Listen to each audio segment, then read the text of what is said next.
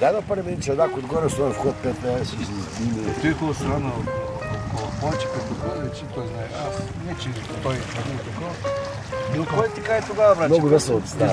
Не знаеш, просто си лайно, ще да кажем, да се въздържа. Да, това е верно. Ако минеш границата става лайно. Не, да речем, при някои случаи не е така. Те поеш кастрата. Седмис на плажа. Не можело. Викам, колко на става? 4 лева. 10 лева. Може.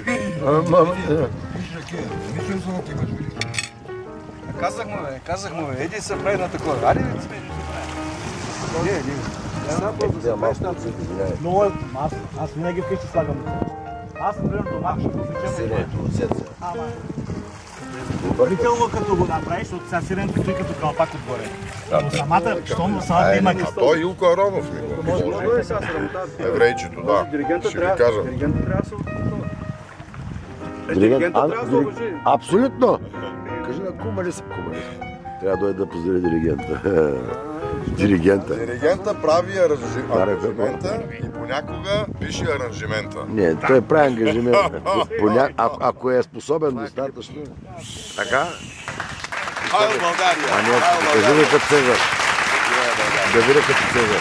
България е най-прекрасното място на света и никъде няма такава цветна китна, богата, но 900 години ограбвана нон-стоп. Ох, не каза, докато десятки и стотици други ги няма на картата от векове.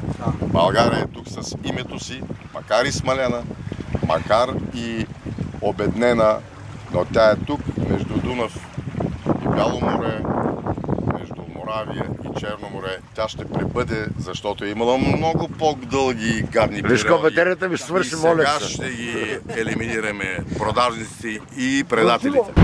Курчево! Трябва да има. Има си пешки сега. Има. Сире, горе.